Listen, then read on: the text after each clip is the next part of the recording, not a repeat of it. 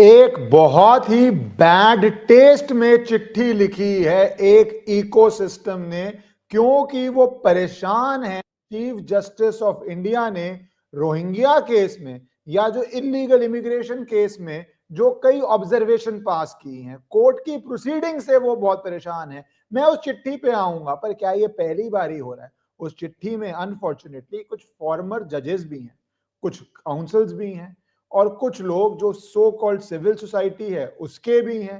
Problem शुरू कहां से होती है आपको पता है? बहुत स्ट्रॉन्ग स्टैंड लिया जाता है और लेना भी चाहिए, मेरे अनुसार, मेरी अपनी निजी राय है, कि किस तरह भारत के अंदर इलीगल इमिग्रेशन हो रही है। तो उसकी कोर्ट में आपको लगता है गलत हो रहा है सरकार का एक्शन, आप कोर्ट में जाके चैलेंज करते हैं। कोर्ट की क्या ड्यूटी है? कोर्ट की ड्यूटी है मैटर सुन के उसके अंदर जो भी एज पर लॉ है वो ऑर्डर पास होता है। पर कोर्ट की कुछ ऑब्जर्वेशन, जैसे आपको याद है सुर्खियों में आया था कि क्या रेड कारपेट ले डाउन कर दें इलीगल इमिग्रेंट्स के लिए, और भी कुछ ऑब्जर्वेशन थी, उस पर चिट्ठी आई। पर मैं उस चिट्ठी पे आने से पहले आपको एक हिस्ट्री बताता हूँ। क्या ये पहले चीफ जस्टिस ऑफ इंडिया हैं जो ये सेम लॉबी है जो अलग अलग तरह से आगे बढ़ के किसी ना किसी तरह से अलग अलग चीफ जस्टिस को अपनी तरफ से अटैक करने की या प्रेशर में डालने की कोशिश करती है? कोई chief justice of India pressure में आता नहीं, बट एक कोशिश होती है एक इकोसिस्टम की। याद है आपको, चीफ जस्टिस ऑफ इंडिया थे Deepak Sharma ji.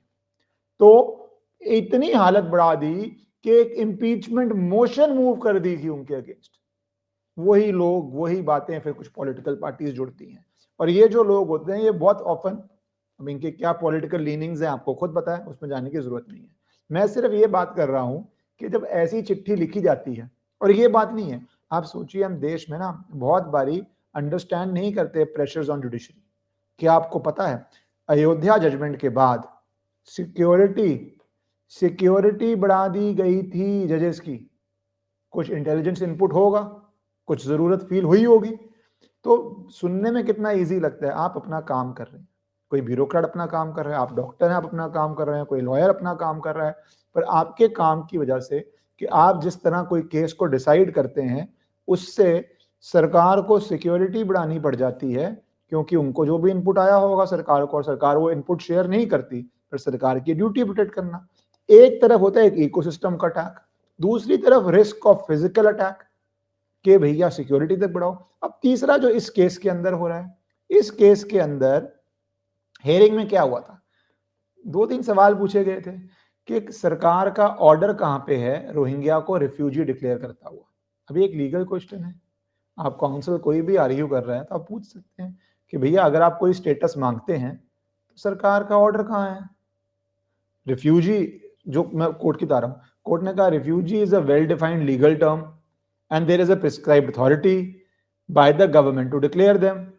If there is no legal status, then somebody is an intruder.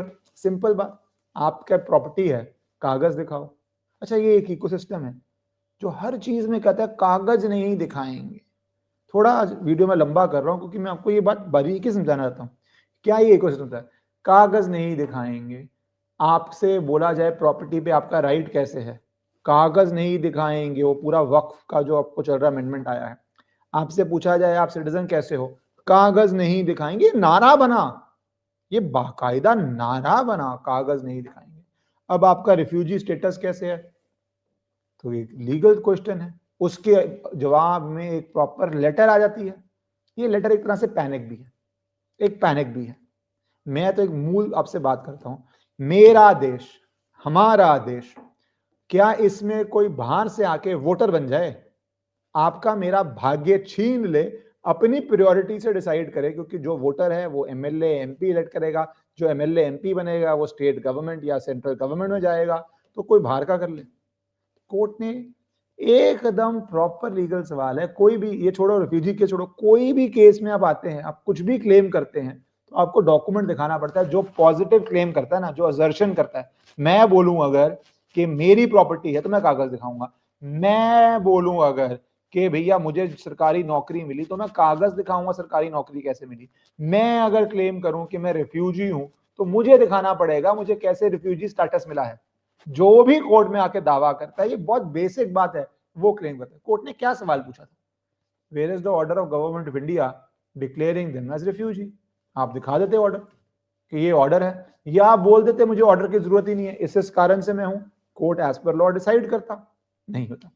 फिर वो ऑब्जेक्ट कर रहे हैं और कह रहे हैं, लेटर सुनिए आप, सुनिए ये पार्ट क्या बोलती है कि remarks from the bench are contrary to core constitutional values, they have had the effect of dehumanizing Rohingya refugees.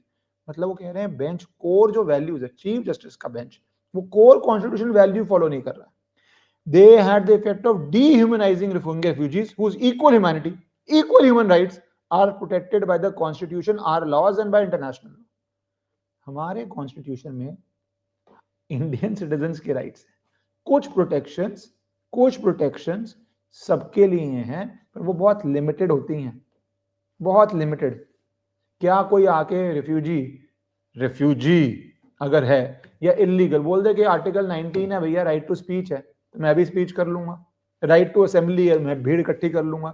एक भाई साहब जेल में है ना, वो भीड़ इकट्ठी करना चाहते थे चिकन स्नैक पे, जेल में है ना।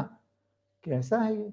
संविधान हमारे लिए बना है, कोई धर्मशाला थोड़ी ना भारत कि जो मर्जी आए आप बोल दीजिए उसको दे दें, और आप कोर्ट प्रोसीडिंग्स पे लीगल आर्गुमेंट कीजिए।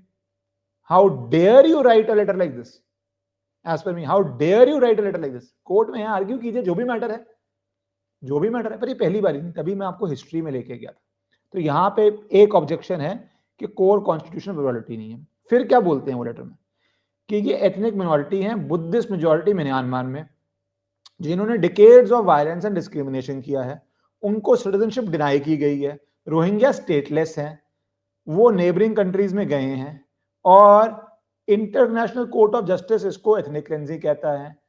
भाई मेरा सवाल ही, अगेन भारत धर्मशाला है, इतने सारे देश हैं, बहुत देशों में आबादी बहुत कम है, भारत में तो आबादी बहुत है, बहुत देशों के पास पैसा बहुत है, बहुत देश तो कहते हैं कि अरे हम मशाल लेके बैठे हैं, है ना, इंटरनेशनल ब्रदरहुड की।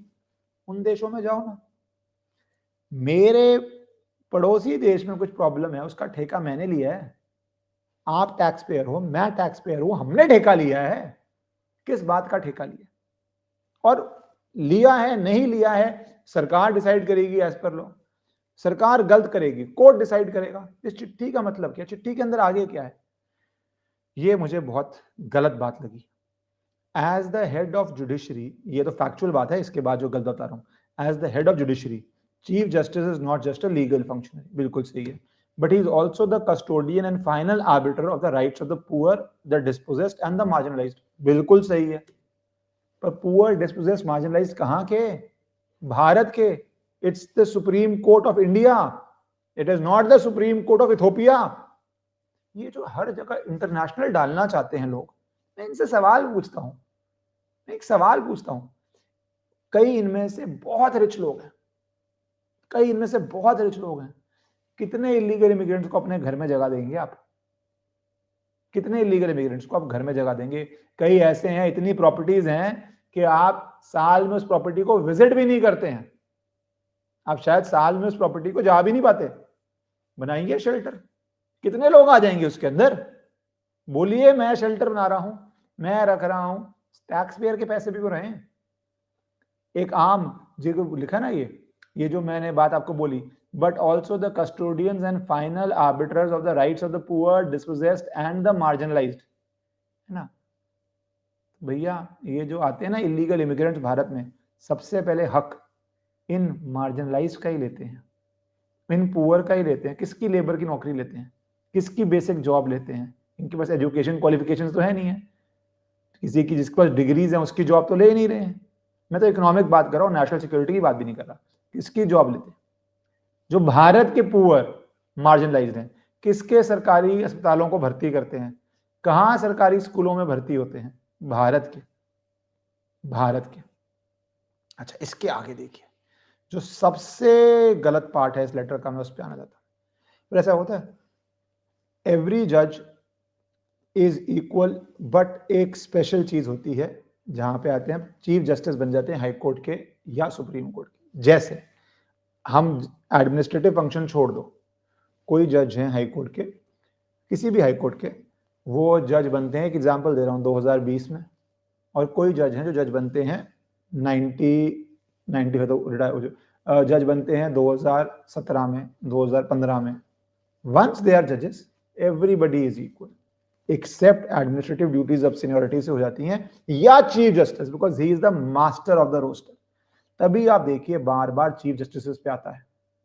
मैंने आपको दिखाया कैसे एक पिछले चीफ जस्टिस के ऊपर इम्पीचमेंट मोशन की कोशिश की, कैसे एक पिछले चीफ जस्टिस के ऊपर इतना क्रिटिसाइज किया क्योंकि वो राज्यसभा चले गए, कैसे किसी चीफ जस्टिस, अब जस्टिस चंद्रचूड़ जो रिटायर हुए हैं उसके ऊपर प्रशांत भूषण जी ही, मैं दिखाना चाहता हूं ट्वीट, वो अगेन अटैक कर रहे होते हैं, फ्लैटेड टू डिसीव,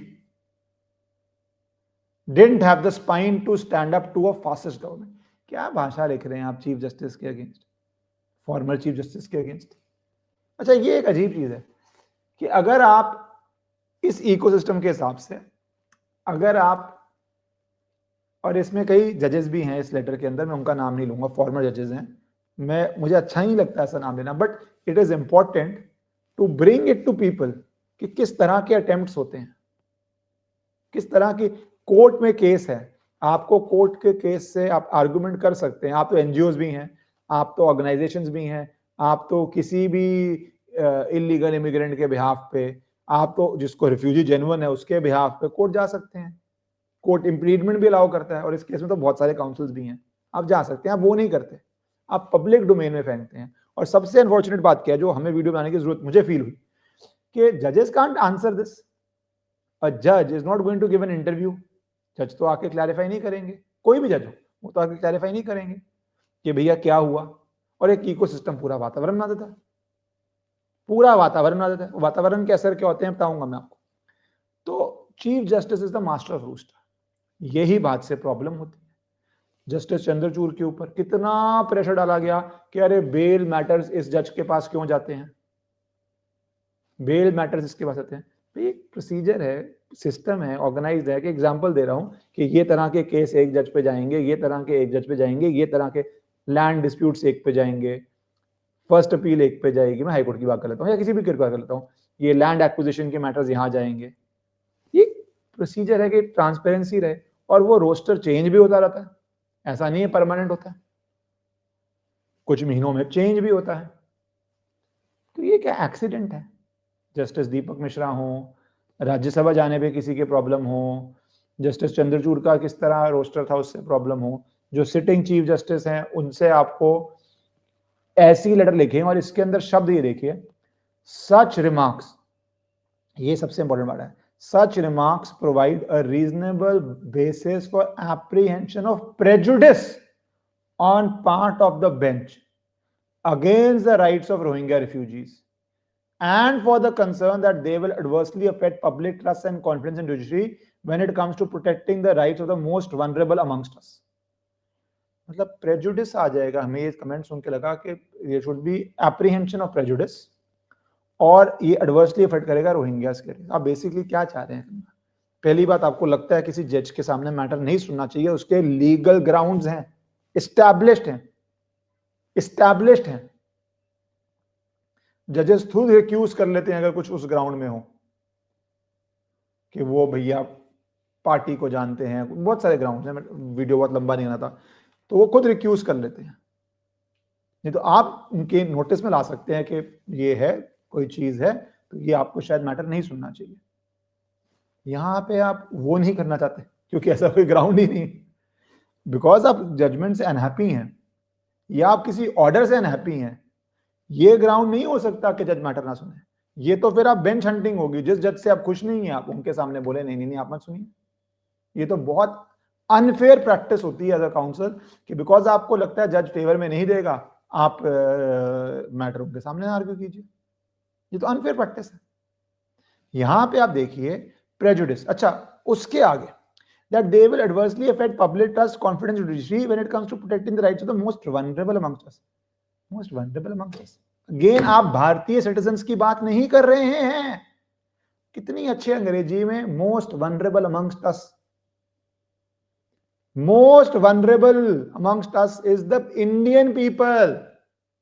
जो कोई भी हो, मिडिल क्लास का हो, सरकारी गलत एक्शन फेस कर रहा हो, बिलो मिडिल क्लास हो, पॉवर्टी लाइन से जूझ रहा हो, वो हैं बांग्लादेश से आया हुआ, म्यांमार से आया हुआ, कोई उठा के कल कोई इथोपिया से आया हुआ, वो भी क्या अमंगस्ट अस हो गए? अमंगस्ट अस कैसे आए?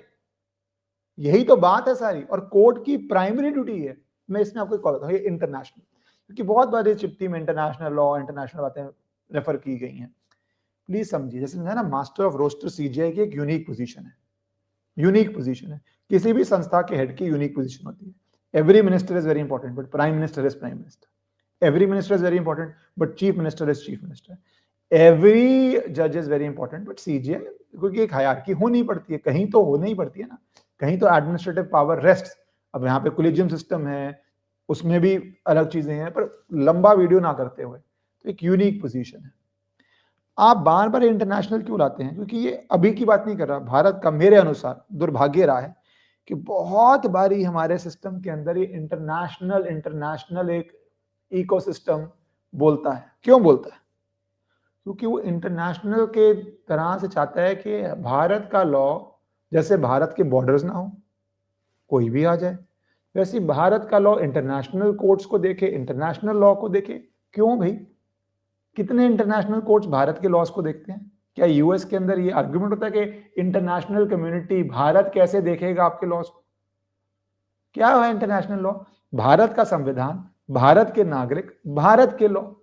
इंटरनेशनल प्रायोरिटी तो आधे देशों की तो भारत को बर्बाद करने, आधे क्या, जो राइवल देश है, जो आज दोस्त भी है, उसकी प्रायोरिटी भारत को बर्बाद करने की।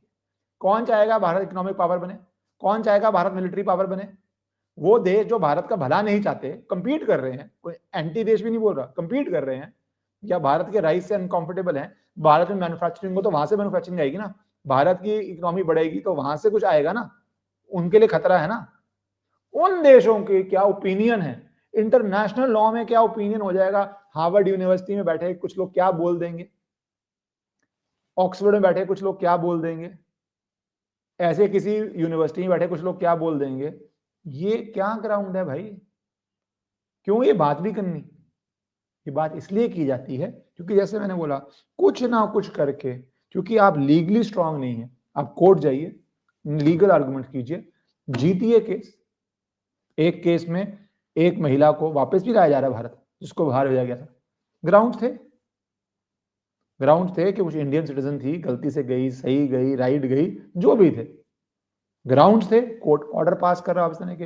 पर अगर कोर्ट सवाल पूछे, कोर्ट के अंदर काउंसिल से, उसके एवज में ऐसी चिट्ठी, वो भी, वैसे आप जुडिशियल इंडिपेंडेंस की बात करते हैं, सबसे इंपॉर्टेंट जुडिशियल इंडिपेंडेंस है, मेरा मानना है इसमें सबसे इंपॉर्टेंट है, क्योंकि सरकार कई बार गलत फैसले करती है सिटीजन्स के ऊपर, वैसे जुडिशियल इंडिपेंडेंस की बात करनी है, पर वैसे हर समय अटैक करना है। और एक लॉन्ग लिस्ट ऑफ, मैंने चीफ जस्टिस के एग्जाम्पल दिए, और कई रह भी गए होंगे एग्जाम्पल्स, क्योंकि वीडियो बहुत लंबा ना हो जाए, जहां पे कुछ ना कुछ आप इस तरह करें कि प्रश्न चिन्ह खड़ा हो जाए, क्वेश्चन मार्क खड़ा हो जाए, आप यहां तक बोल दें कि एप्रीहेंशन ऑफ प्रेजुडिस हो जाए। इसलिए एज ए देश की जनता समझना चाहिए, आपको अवेयर रहना चाहिए, जब ऐसे लोग, जब कोई भी लोग ऐसी चिट्ठी लिखते हैं या ऐसी स्टेटमेंट्स देते हैं, ऐसे सोशल मीडिया पे ट्वीट करते हैं, पोस्ट करते हैं, कि कितना डिफिकल्ट जॉब है जज का, और आसान जॉब नहीं होता, बहुत आसान जॉब नहीं होता, और ऐसी चिट्ठी का कोई भी जज जवाब भी नहीं दे सकता। आप और मैं, कुछ हमें बोला जाएगा, सामने आएंगे, खुल के जवाब देंगे। जजेस speak through their judgments, they ask questions in court, they don't come out when they are in, maybe, I don't know, मेरा तो ये मानना कई बार रहा है कि maybe the courts need to have, like in today's world, maybe a media department where such things are answered administratively और by some thinking, maybe, क्योंकि ऐसी चिट्ठियों को जो ये लोग समाज में डालते हैं, ट्वीट करते हैं, पोस्ट करते हैं, पब्लिसाइज करते हैं, इसमें तथ्य नहीं होते हैं, इसमें कोई दम नहीं है, कोई फैक्ट नहीं है, कोई सब्सटेंस नहीं है, तोड़ मरोड़ के बातें होती हैं। कोर्ट में आप कुछ बोलिए, जजमेंट आएगी, वो दोनों साइड्स का आर्गुमेंट लिख के फिर कंक्लूजन दे दी, और आजकल इजीली अवेलेबल है, आप पढ़ सकते हैं, कोई भी ऑर्डर पढ़ सकते हैं, बहुत सारी साइट्स पे अवेलेबल होता है। यहाँ पे जवाब नहीं मिलता, इसीलिए ये किया जाता है। Anyways, I think judiciary is strong enough to ignore all this and decide the case as per law. जो बनेगा लॉ के हिसाब से जुडिशरी डिसाइड कर देती है।